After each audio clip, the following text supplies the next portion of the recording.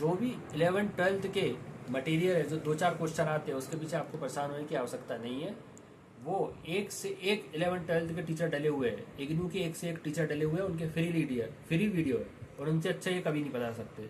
जो स्कूल के हमारे टीचर पढ़ाते हैं उनसे अच्छे डिटेल में नहीं पढ़ा सकते। ये क्या है, समझा पढ़ाते कम है, कहानियाँ ज़्यादा सुनाते हैं, ज़्यादा मोटिवेशन करते हैं। भाई मोटिवेशन सिर्फ टीवियों में और पिक्चरों में अच्छा लगता है, हकीकत में आप 4-4 5-5 साल ज़िंदगी क्यों बर्बाद कर रहे हो बच्चों की। पूरे कोचिंग वाले, समझे ना, मैं कोई कोचिंग वाले का नाम नहीं ले रहा हूँ, लेकिन आपको ही पता है कि ग्वालियर में और इंदौर में, जबलपुर और भोपाल में 5-6 ही कोचिंग है जो बड़ी बड़ी है, ठीक है ना। और जो हर साल क्या बोलती है कि पेपर हमारी किताब से पढ़ा, उसकी किताब से पढ़ा। अरे भाई तुम सबने टीपू सुल्तान हो, हाँ, एनसीईआरटी और एमपी की बुक उठा लो, उसी से तुम सब कॉपी पेस्ट कर रहे हो। और ज़्यादा विद्वान हो जाते हो तो इग्नू के और क्या कहते हैं अपने असिस्टेंट प्रोफेसर के जो नेट सेट के पेपर होते हैं उनके कॉपी पेस्ट करके छाप दे रहे हो तुम। हाँ, तुम ये बताओ, तो एक एक साल की फीस ले रहे हो, हाँ, 50,000 से 1 लाख रुपए तक की फीस है, एक एक 2-2 साल तुम पढ़ा रहे हो, टेस्ट सीरीज करवा रहे हो, हर संडे लिखवा रहे हो बच्चों को, उसके बाद भी बच्चे पास क्यों नहीं हो रहे। तुम इतनी मेहनत करा रहे हो और इतना बोल बचन कर रहे हो, तो तुम्हारे धरातल में तो कुछ दिख नहीं रहा है, ठीक है ना।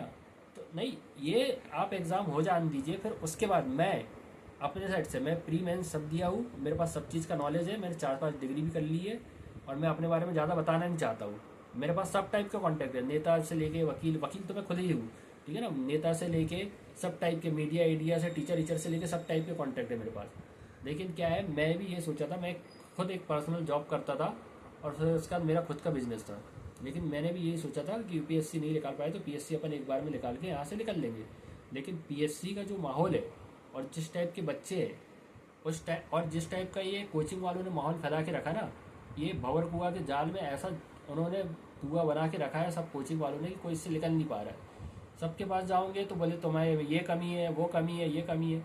अरे भाई जिसकी निकल गई है ना, मैंने टॉप 10 की बता रहा हूँ, टॉप 10 की आप कॉपी देख लेना और उनके कंटेंट देख लेना, तो आपको खुद भरोसा हो जाएगा इससे अच्छा तो मैं लिख लूँगा, तो मेरा क्यों नहीं निकल रहा है, ठीक है ना। तो आप किसी के बहकावे में नहीं आइए। कुछ बार इसमें किस्मत भी साथ देती है कि आपकी अगर किस्मत सही रहती है तो प्री में 2-4 तुक्के भी चलते हैं। जो ये अभी मार्केट में नंबर चल रहे हैं ना कि मेरे 80, 85, 70, 75, अभी आयोग अपनी आंसर की जारी करेगा, अभी तो सब हिल गए हैं, अभी दोबारा जब वो फाइनल आंसर की जारी करेगा तो ऊपर नीचे सब हिल जाएंगे, सब खत्म हो जाएगा। और कोचिंग वालों ने क्या किया, मेंस की टेस्ट सीरीज चालू कर दी है, मेंस कोर्स चालू कर दिए, 1-2 जुलाई से सबके कोर्स चालू हो गए मेंस के, और 1-2 जुलाई से उनके टेस्ट सीरीज चालू हो गई है मेंस की, है ना। कुछ जिनके 75 नंबर भी आ रहे हैं बोले टेस्ट सीरीज करो, जिसके 85 आ रहे हैं वो भी टेस्ट सीरीज करो। पहली बात तो 110 पोस्ट है, जिसके 85 आ रहे हैं वो कोई टेस्ट सीरीज नहीं जाता है, उसको पहले से सब पता है कि क्या करना है नहीं करना है, ठीक है ना। वो घर बैठ के भी लिख लेगा ना तो हो जाएगा। और बहुत सारे इसमें जॉब वाले लोग रहेंगे जो पहले से मेंस निकाल चुके हैं, जो पहले से सिलेक्टेड है, तो वो कहीं से भी कर सकते हैं कोचिंग, ठीक है ना।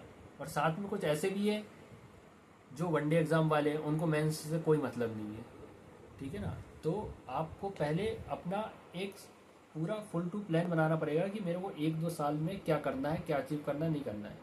मैं सब इसलिए बता रहा हूँ क्योंकि जब 3 से 4 साल आपके बर्बाद हो जाएंगे ना, तो आपके पास कोई ऑप्शन नहीं बचेगा कि अब मैं क्या करूँ और क्या नहीं करूँ। तो दूसरे, ठीक है ना। तो आप ये हड़ताल हड़ताल और ये इस सब धरने वरने में कचरे में पड़ने की आवश्यकता नहीं है। मैंने जो सीधा सीधा उपाय बताया है वैसे काम होगा। इंदौर में मैं 3-4 साल से देख रहा हूँ, इकट्ठा होती है भीड़, धरना देती है, आयोग के सामने बैठ जाती है, या तो डीडी गार्डन में बैठ जाती है, मीडियाबाजी करती है, 2-4 लोग वहाँ नेता बन गए और काम खत्म। आगे की प्रोसेस क्या हुई। और एक वकील इनके एक से एक मार चुती है वकील, जिनको कुछ भी बोलते नहीं आता है, हाँ। और ऐसे ऐसे वकील सिलेक्ट क्यों करते हैं और इतनी डेट पे डेट क्यों लिए जाते हैं, हाँ। आप सीधे हाई कोर्ट में मुद्दा लगाइए, समझे ना। कोई भी चीज़ का सोल्यूशन होगा तो भोपाल और जबलपुर से होगा। मैं बार बार ये चीज़ आपको बता रहा हूँ, विनती भी कर रहा हूँ कि कोई भी अगर चीज़ होगी पीएससी की या कोई भी विभाग के डिपार्टमेंट की, वो वल्लभ भवन प्रशासनिक विभाग से होके जाएगी, मुख्यमंत्री आवास से होके जाएगी, विपक्ष के विधानसभा से होते जाएगी, और जब आपका केस फंसेगा तो जबलपुर हाई कोर्ट में जाएगा वो, समझिए ना। आयोग के सामने आप धरना देंगे, आप पहले ये खुद सोचिए, तैयारी कर रहे हैं पीएससी की, आप कल इकट्ठा हो गया धरने के लिए, आपने ज्ञापन दे दिया, बोले पदों में वृद्धि करो। पदों में वृद्धि करना पीएससी के अधिकार क्षेत्र में है नहीं है, समझे ना। उसको विभाग से लेटर आएगा, उसको जैसे परमिशन मिलेगी वो तो ऐड कर देगा। आप 13% होल्ड रिजल्ट घोषित करो, पीएससी क्या करेगा उसमें?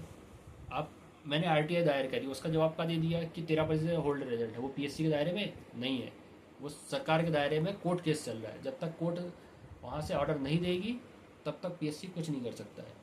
हाँ, बस मेन से कॉपी एक ऐसा है कि ये अपना अधिकार क्षेत्र है, क्यों कि पीएससी का काम ही ये पेपर कंडक्ट करवाना और उसका रिजल्ट घोषित करना, साथ में मेंस की कॉपी शो करना।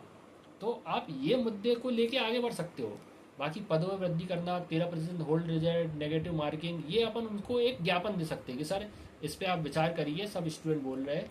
क्योंकि बहुत सारे लोग 2-3 मार्क्स से रह जाते हैं। अगर नेगेटिव मार्किंग आ जाएगी तो उससे क्या होगा, जो पढ़ने वाले बच्चे हैं वो सिलेक्ट हो जाएंगे। अभी क्या हो रहा है, वनडे एग्जाम वाले भी और जो घूमते फिरते भी आ रहे हैं तुक्के लगा दे रहे हैं। इस बार तो जिसने बी मार दी उसकी किस्मत चमक गई है, 35 से 36 बी को ऑप्शन है, ठीक है ना। तो वही मैं बता रहा हूँ कि अगर नेगेटिव मार्किंग आ जाएगी तो अपन को क्या करना है, एक साथ सब जगह पे चोट करना है, ठीक है ना। अगर थोड़ी बहुत हिस्ट्री तो सभी नहीं पढ़ी, हिस्ट्री नहीं पढ़ी तो 1857 की क्रांति तो पढ़ी होगी ना। 1857 की क्रांति, कुछ बोलते स्वतंत्रता आंदोलन था, कुछ बोलते कि नहीं था। तो भाई आप ये सोचिए वहाँ पर सब इकट्ठा क्यों हुए, सब अपने अपने स्वार्थ के लिए इकट्ठा हुए थे, समझे ना। सबको अपना अपना राजपाट बचाना था। तो हम सब एमपी के युवाओं को भी इकट्ठा एक साथ इकट्ठा होना पड़ेगा। कुछ को पदों में वृद्धि चाहिए, किसी को 13% होल्ड रिजल्ट पे चाहिए, किसी को ज्वाइनिंग चाहिए, किसी को जल्द से जल्द इंटरव्यू की डेट चाहिए, किसी को चाहिए कि पारदर्शिता से एग्ज़ाम कंडक्ट हो, किसी को कॉपी देखना है, किसी को चाहिए कि पुलिस की वैकेंसी आए, कोई बोलता है टीचरों को ज्वाइनिंग मिले, संविदा वालों को परमानेंट किया जाए, वेतन बढ़ाया जाए। सब चीज़ का एक मुद्दा जब तक नहीं होगा तब तक कुछ भी नहीं होगा। और ये चीज़ आग्रह करने से नहीं होगी, क्योंकि भाई ये मानते वीर सावरकर को, चंद्रशेखर आज़ाद, भगत सिंह, नाथूराम गोडसे, इनके जो आइडियल है वो ये है, तो अपन भी इसी टाइप से करेंगे ना। हाँ, हम जब वो गांधी जी को मानते ही नहीं है, उन पे अहिंसा के पे रास्ते पे चलते ही नहीं है, तो हमें भी उनके टाइप से आरवाना पड़ेगा। भाई हम भी आरएसएस वाले हैं ना, तो आरएसएस वाले तो हम भी आरएसएस वाले, हमें भी पता है, ठीक है ना। तो मैंने इसकी पूरी प्लानिंग भी बताई थी आपको कि कैसे कैसे प्लानिंग करना है, क्या नहीं करना है, समझे ना। चारों जगह इकट्ठे से कम 8 से 10 दिन तक कंटिन्यू अपन को सब काम करना पड़ेंगे। ज्ञापन भी देना पड़ेंगे, हड़ताल भी करना पड़ेंगे, मीडिया को भी देना पड़ेगा, विपक्ष को भी देना पड़ेगा, नेताओं को भी देना पड़ेगा, कोचिंग संस्थानों को भी साथ आना पड़ेगा, सारे स्टूडेंटों को साथ आना पड़ेगा, जितने भी यूट्यूबर है उनको भी हमें सपोर्ट करना पड़ेगा। एक से कुछ भी नहीं होने वाला। और कम से कम जब तक ये हल्ला 1 महीने तक नहीं चलेगा तब तक इनके कानों में जू नहीं रेंगने वाली है, समझ रहे ना। आपने बना दी सरकार, करते रहो जय श्री राम जय श्री राम, ठीक है ना। तो बात वही आ रही है कि भविष्य किसका बर्बाद हो रहा है, केवल और केवल युवा पीढ़ी का। हाँ, और ये बनने चले हैं विश्व गुरु, और यहाँ पर बेरोजगारी कम नहीं हो रही है। आज कह रहे हैं कि बेरोजगारी कम हो गई है, कहाँ कम हो गई है, क्या कम हो गई है, कोई आवाज़ उठाने को तैयार ही नहीं है। और मीडिया को भी देखो तो मीडिया भी फालतू की बातें करती रहती है इधर उधर की। हाँ, आप ये सोचिए थोड़ा सा कि 1857 क्रांति सफल क्यों नहीं हुई, समझ रहे ना। जब आप अपने अपने हितों की लड़ाई करोगे तो आपकी कोई भी क्रांति सफल नहीं होगी। आप ये देखिए कि पंजाब वाले जब हड़ताल करते हैं, पंजाब के किसान, हरियाणा पंजाब के, तो पूरे भारत को छोड़ो विदेश तक हिला देते हैं। तो आपको वो प्लानिंग करनी पड़ेगी, समझे ना। ऐसे जाके इकट्ठा होकर बैठ जाने से कुछ नहीं होता है। आपको ऐसी व्यवस्था करनी पड़ेगी कि 8-10 दिन तक हमें कोई हिला ना सके। आपको पूरी कानूनी परमिशन लेनी पड़ेगी कि हम यहाँ पर हड़ताल करेंगे। पूरे जितने भी महानगर है, ठीक है ना, इंदौर, भोपाल, जौनपुर, ग्वालियर, सब छात्रों को इकट्ठा होना पड़ेगा। वहाँ हर स्टेट में, हर जिले में एक से एक नेता डले हुए हैं, ठीक है ना। और विपक्ष के साथ आए बिना अपना काम नहीं हो सकता, ठीक है ना। अपने भी 4 पिलर है, अपने भी इस आंदोलन को सफल करने के 4 पिलर है। एक है स्टूडेंट, दूसरे है कोचिंग संस्था, चौथा है मीडिया, और साथ में होना चाहिए मीडिया के साथ साथ क्या, विपक्ष के नेता। जब तक नेता लोग नहीं आएंगे, इस आंदोलन में नहीं जुड़ेंगे, ये आवाज़ ऊपर तक नहीं जाएगी, समझे ना। और मीडिया भी तभी कवरेज करता है जब उसको लगे कि हाँ कुछ लंबा आंदोलन होने वाला है। अन्ना हजारे जी का आंदोलन भी सफल हुआ था, उसमें मैं पार्टिसिपेट किया था, ठीक है ना। वही मैं कह रहा हूँ कि मैं आपको अभी बताऊंगा ना, तो मैंने पूरे आंदोलन करे, कैसे कैसे करे, नहीं करे, ठीक है ना। भोपाल में जो आंदोलन हुआ था उसमें मैं कोर टीम में था। उनके पास प्रॉपर एक प्लानिंग थी कि अगर अपन ये करेंगे तो 2 दिन बाद क्या होगा, आप समीक्षा करते, कि भाई आज अपन ने किया तो रात को बैठ के उसकी समीक्षा की जाती है कि अब अपन को अगला पड़ाव क्या करना है। यहाँ बस बैठे बच्चे खड़े हो गए, चलो डीडी गार्डन, चलो आयोग बैठो, भोपाल चलो, शिक्षा विभाग के सामने आंदोलन करेंगे, सीएम हाउस चलो, नेहरू पार्क चलो, वहाँ डंडे खाएंगे, और गाड़ियों में वो उनको रात ही भर छोड़ के आ गए। NUI वाले बोले हम करेंगे हम करेंगे, और एक दो और चोर है। भाई आप लॉन्ग टर्म गांधी जी को आप पढ़ रहे हो तो गांधी जी ने आंदोलन कैसे किया था? हाँ, पहले आप करो, फिर विश्राम करो, फिर उसके बाद समीक्षा तो करो कि आज एक दो दिन में क्या हुआ क्या नहीं हुआ। जब तक आप कोई चीज़ की समीक्षा नहीं करोगे, कहाँ पर कमी रह गई कहाँ कमी नहीं रह गई, आप उसमें इम्प्रूवमेंट कैसे कर पाएंगे? ठीक है ना।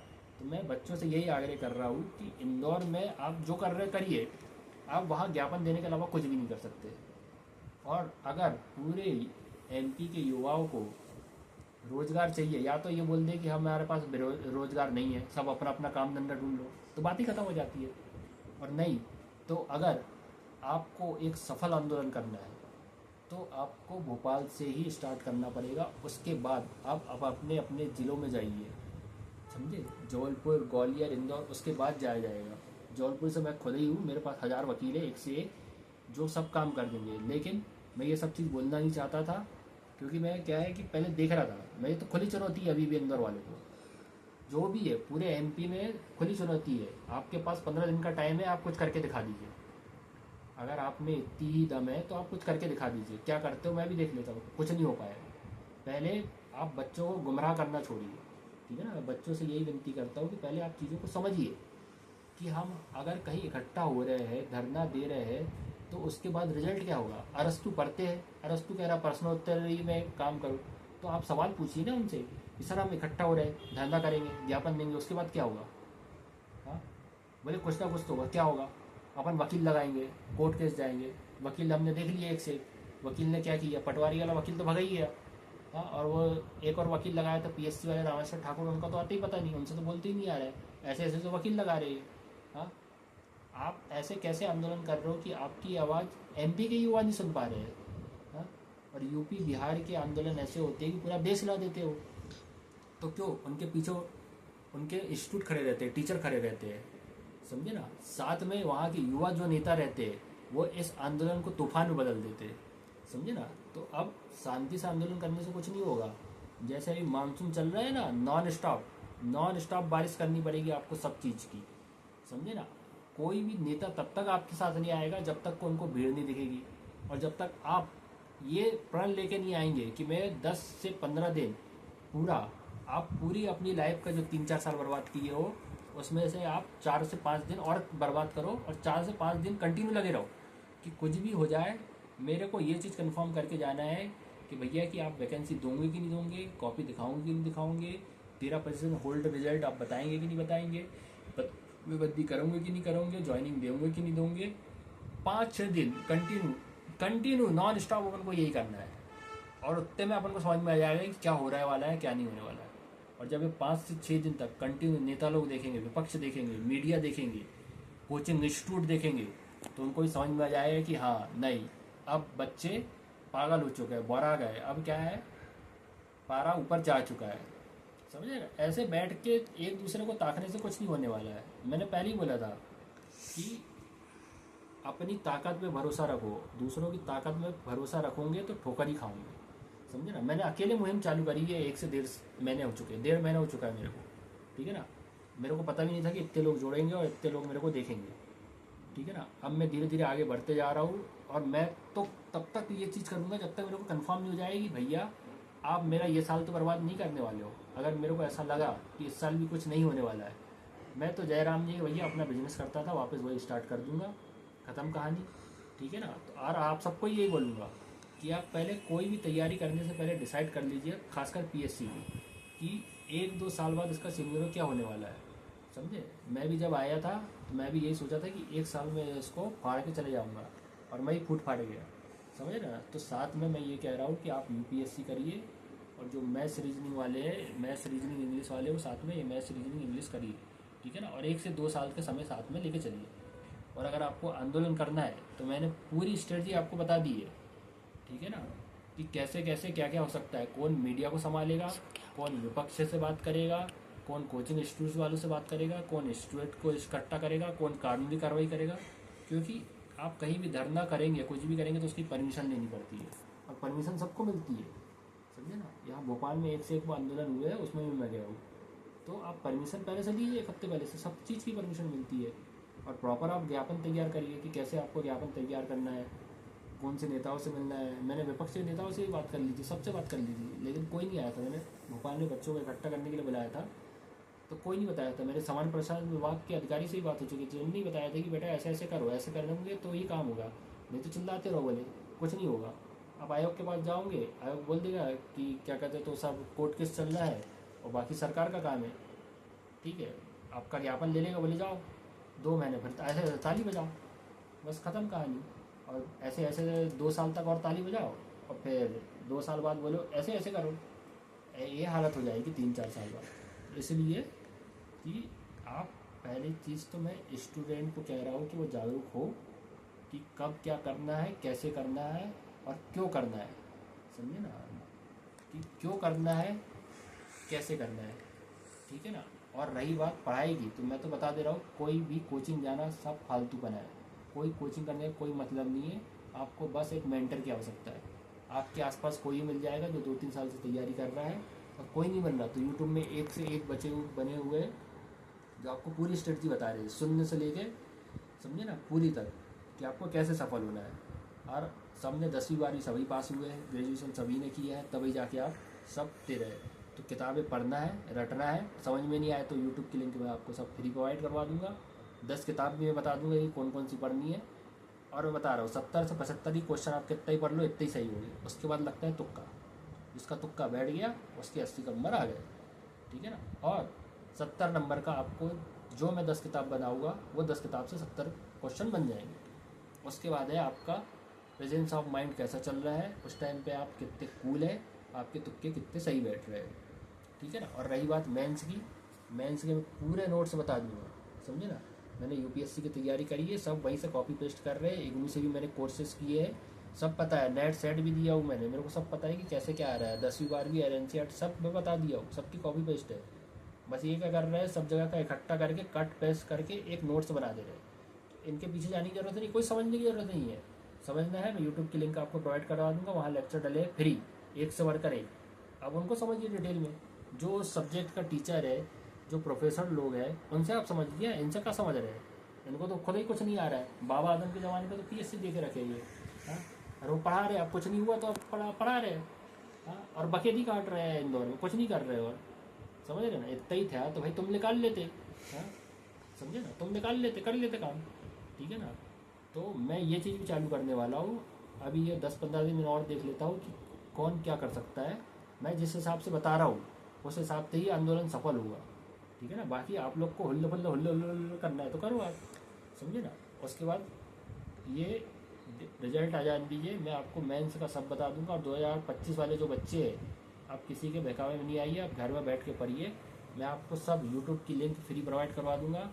10 किताब बताऊंगा, गिनती की 10 किताब, वो 10 किताब आपको बस पढ़ना है।